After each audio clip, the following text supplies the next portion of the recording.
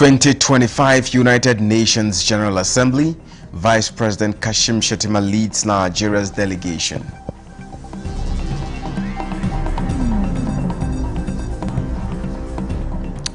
Crude oil production, Nigeria meets 96% of OPEC quota in August 2025.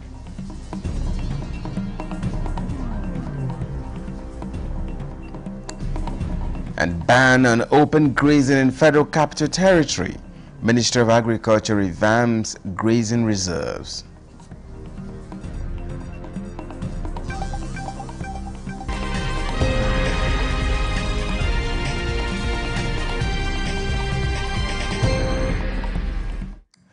Hello and welcome to the late evening news at 11 and NTA News 24, reaching you live from Abuja, Nigeria's capital. My name is Justin Bemwi.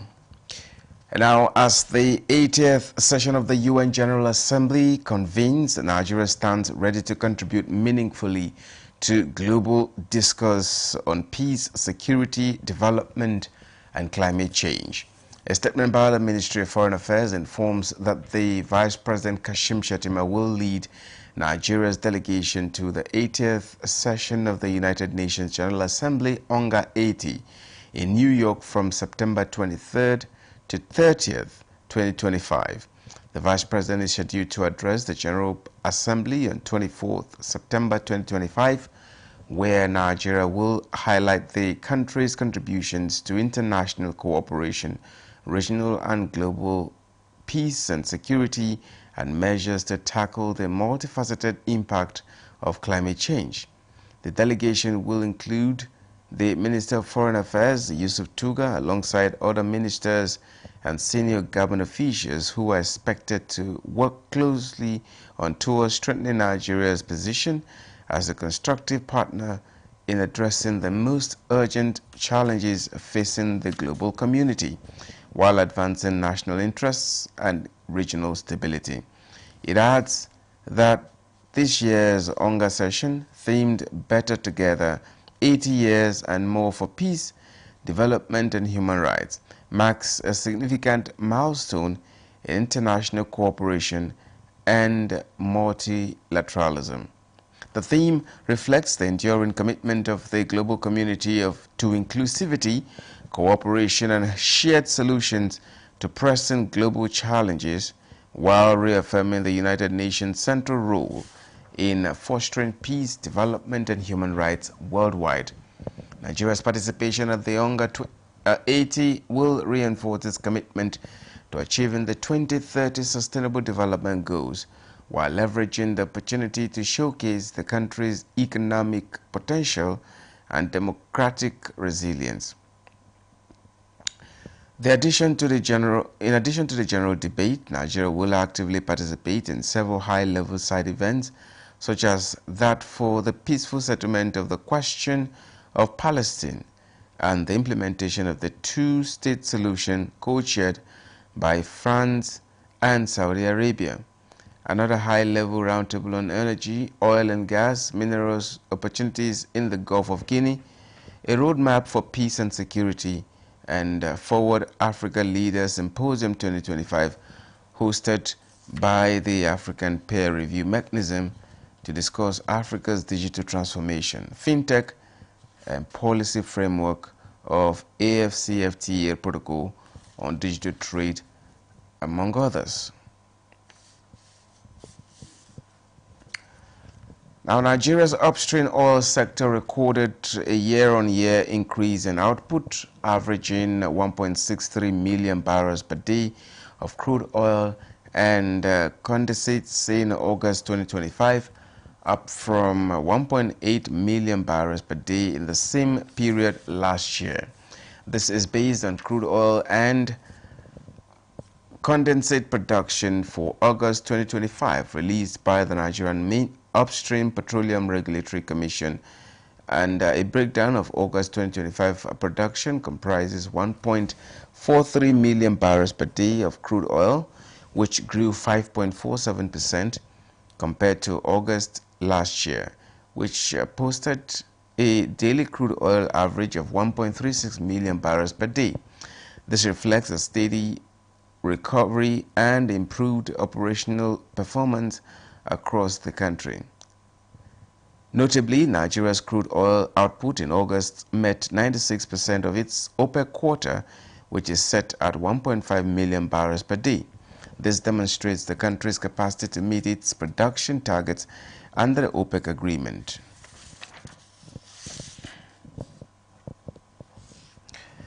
Now, an explosion occurred at the Defense Industries Corporation of Nigeria Dicon Ordnance Factory disposal pit in Kaduna, killing one person and injuring others. A statement by the Dicon Public Relations Officer, Maria Sambo, says the incident occurred at the factory's old storage bunkers for raw materials for production containing several expired materials. In July 2025, Dicon commenced controlled disposal of these expired items and successfully destroyed all the ammonium nitrates and the majority of other items. However, the unfortunate explosion occurred while specialists were concluding the destruction on the remaining expired items at the disposal pit on Saturday, 20th September 2025. The injured Dicon staff are currently receiving treatment at 44 Nigerian Army Reference Hospital, Kaduna, while the body of the deceased personnel has been deposited at the mortuary. While commiserating with staff, families and friends of the deceased and wishing the injured quick recovery, Dicon assures the public that the unfortunate incident is under control and there is no need for panic. Now, the commemoration of the International Day of Peace, the Defense Headquarters is reaffirming military's commitment to not only combat emerging threats, but also restore hope to communities dislodged by conflict. Defense correspondent Ismail Musa reports that this was the message while at the Durumi internally displaced persons camp in Abuja to share relief materials and comfort families. 21st September is globally celebrated as International Peace Day, a charter of the United Nations. The International Peace Day is dedicated to promoting peace, harmony, and understanding among nations and communities. It is also a reminder of the importance of peace in communities and encourages collective responsibility towards a world free from conflict, violence, and fear. At the Durumi IDP camp, officers from the Department of Civil Military Affairs Defense Headquarters are here with relief materials and message of hope for the IDPs. We are trying to improve education, so that's why we are giving exercise books. The CDS we should expect their classrooms. So we are trying to meet those needs of food, we are trying to meet the needs of health, we are trying to meet the needs of education. So these palliatives now is just a stopgap measure while we prepare them to go back to their homes. I think that this is a very good initiative that would help people see the military not as monsters, but as friends that they can actually reach out to when they observe suspicious relations around their communities and the society, because that's another step to ensuring that security is everybody's business. It is always the armed forces that comes first where IDPs are. I want to say thank you to the military for living up to their immediate constituency, the victims of the insurgency. The 2025 Peace Week is with the theme, Bridging Peace Building, Development and Security. In Abuja, Ismail Musa, NTA News. Now, Deputy Speaker of the House of Representatives Benjamin Kalu has declared that Nigeria can no longer delay the creation of state police if it hopes to tackle its security challenges effectively. Kalu, who spoke with journalists in Abuja on his return from Geneva, Switzerland, where he represented Nigeria, said Nigeria's current centralized policing structure was inadequate and far behind global standards. He emphasizes that Nigeria needs state police for better security response. in Nigeria, which at the moment is below the global average, the standard. You know, our response time now, from what we gather, is about 120 minutes or 90 minutes, whereas it's supposed to be like, 30 minutes for if anything happens for police to respond. And the only way we can achieve this is if we unbundle it from the way it is centralized to what other countries are doing.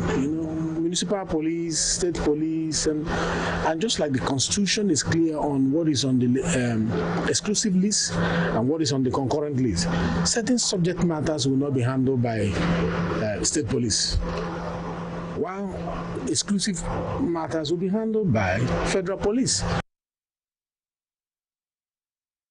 To ensure smooth ban on open grazing in the nation's city center and the relocation of cattle to grazing reserves, the Ministry of Livestock Development has performed groundbreaking ceremony for the revamping of Kawu Grazing Reserve in Buhari Area Council of the FCT. Yusuf Jika reports that the event has not only provided a platform for sustainable livestock production, but serves as a panacea for peaceful coexistence and socio-economic development. It is more than policy on paper, it is a promise unfolding, a dream of modern livestock management now breaking ground, bridging renewed hope to pastoralists and livestock farmers across the country. At the center of this transformation is the Kawu Grazing Reserve in the FCT, stretching over 9,000 hectares with capacity to host thousands of cattle. The land is being reshaped into a model of possibility. Industrial boreholes are springing up to quench thirst. Fresh pastures are being cultivated to nourish herds, earth dams dredged and expanded to secure water, and a veterinary clinic established to safeguard animal health. Kawu is no longer just a grazing reserve. It is becoming a community of resilience. The administration of President Bola Ahmed Tinubu, GCFR, is committed to ensuring that Nigeria is a food secure nation, and livestock, we see livestock as a key. Well, you have seen it here now, certainly. Then we have a lot of schedule for the minister from here up to the end of the year. We will be moving around this country, all the grazing reserves. We have some activities going on. For the Minister of Livestock Development, this bold step is more than a ban on open grazing in Abuja city center. It is the rebirth of an industry, one that promises peace where there was tension and economic opportunity. This is the first borehole in this area since this grazing reserve was created. You could see the excitement in the small children. Women were ululating. Elders were shaking their heads in amazement that this is happening in their lifetime. It's a clear indication that the Nigerian pastoralist has accepted Mr. President's visionary action. From policy documents to the field, the Ministry of Livestock Development is leaving nothing behind at ensuring this grazing reserve and other tree in the FCT are provided with the necessary amenities that can accommodate pastoralists and other livestock farmers for improved productivity, and also put an end to open grazing that is usually associated with farmer-herder clashes. In Kawu Grazing Reserve, Buhari Area Council FCT, Yusuf Jika, NTN News. Now, recently, Governor Ahmed Usman Ododo inaugurated the Kogi State Climate Change Agency. This latest effort to tackle climate-related challenges in the state has further received a boost with the establishment of an international center for climate change and environmental sustainability in Kogi State. Jonathan Omajali reports that the center is to be headed by an indigenous climate change expert.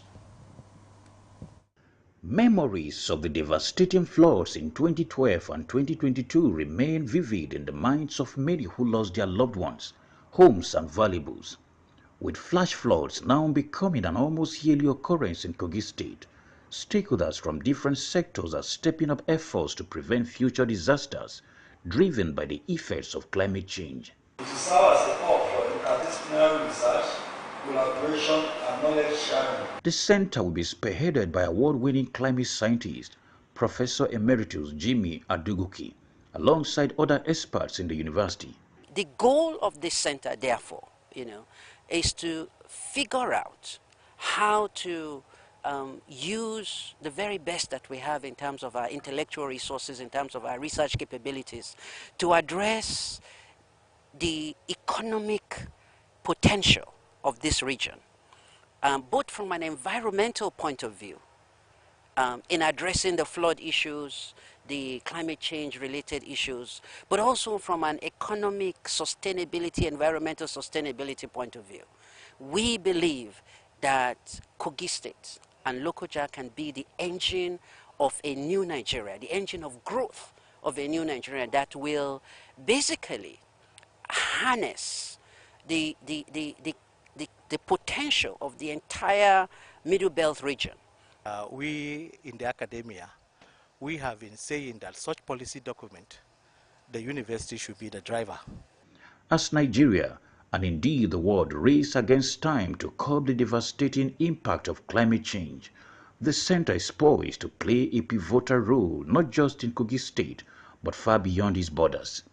In Lokoja, Jonathan Omajali, NTA News.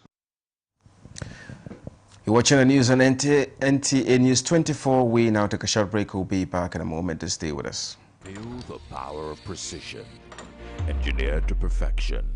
Every component is crafted with care, and each design is meticulously tested.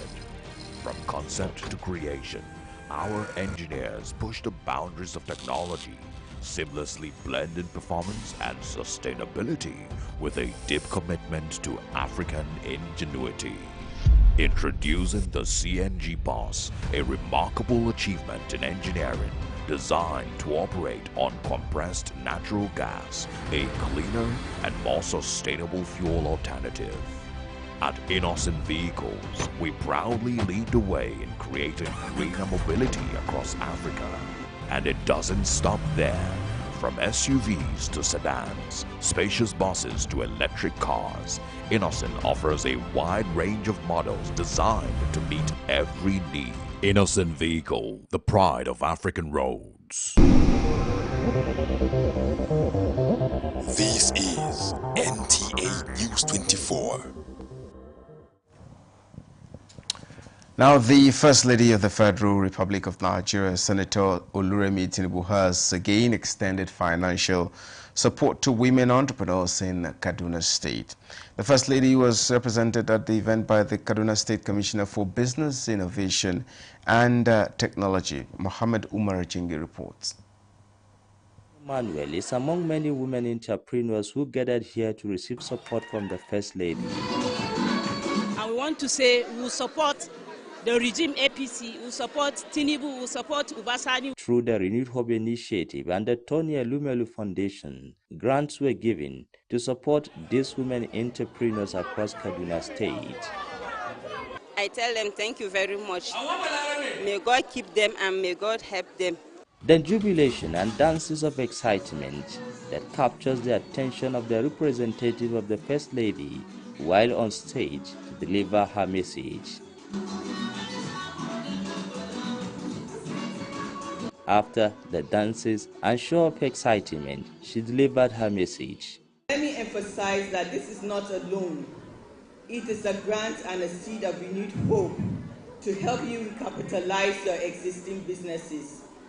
It is my firm belief that when you empower a woman, you empower a household, a community, and indeed a nation. Blessing and many others now empowered with business support called for sustainability of the program. In Kaduna, I am Muhammad Marajingi, NTA News.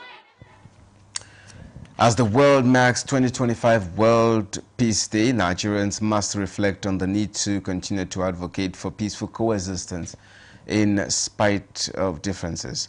Speaking on the year's theme, Act Now for a Peaceful World, Director Human Capital of the Remi Tinubu Support Organization, Ambassador Ayola Ronke Fakunle Olashode, says it is a call to eschew violence or any act capable of jeopardizing the peace Nigerians enjoy as a people. Nigeria, she says, is a great country blessed with human and natural resources capable of placing the country on the world map as one of the most robust economies. Ambassador Olusade calls for support for the federal government as it rolls out strategies that would take Nigeria out of the woods to the promised land. We must join hands with the federal government and the governments at all levels to build a nation where insecurity, unemployment, violence, injustice are brought to the barest minimum, if not totally eradicated. We must shun gender discrimination and other forms of discrimination that prevent national development. We must also avoid conflict triggers in our homes, place of work, in our communities, and the country at large. Now, united by a common goal to raise awareness and emphasize the urgent need for collective support to help the government tackle the growing burden of childhood cancer in Nigeria, Okpai Children Cancer Foundation organized a 6-kilometer awareness walk through the streets of Abuja. Thomas Ogbitire reports that the event drew participants who used the occasion to create awareness. The rising cases of childhood cancer globally, especially in Nigeria, have raised serious concern, prompting calls for increased awareness. At the awareness walk in Abuja, 6-year-old cancer survivor Stephan Samuel shared his inspiring story, thanking God for healing and urging government, private sector, and individuals to support children battling cancer. The mother emphasized the need for early detection, recalling how his illness started like a common fever. I thank God for His grace. From the beginning, I never knew, but this symptom of like running temperature, which I assumed was malaria. Founder of the foundation, Kemi Adekoye, joined by medical experts and stakeholders, emphasized that government cannot fight this battle alone. They stressed the need for early diagnosis, proper treatment, and more importantly, increased and accessible budgetary allocation for childhood cancer care. And to seek help as soon as possible. Do not delay when you notice anything in your child. Get medical opinions first, second, third if you're not comfortable. That a child has been diagnosed of cancer does not immediately translate to that child dying.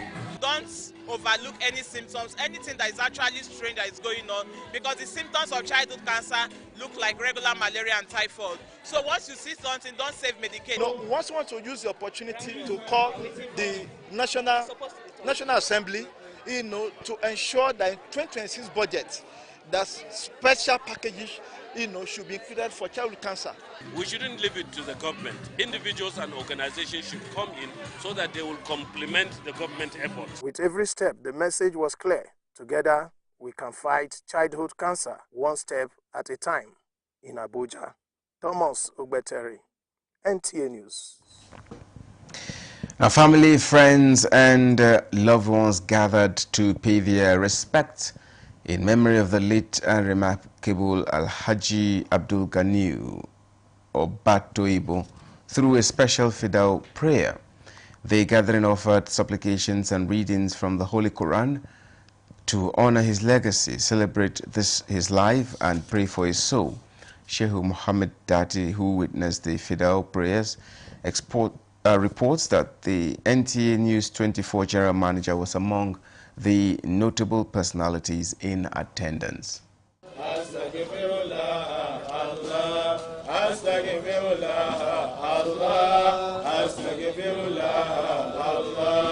As the gathering reflects on the impact he had on those around him, they fondly remember his kindness, generosity, and devotion to his family and country. The Fidal prayer is a testament to the love and respect he inspired in the lives of so many. I just want to say a huge thank you to everyone for coming and for honoring the life and the legacy of our late father.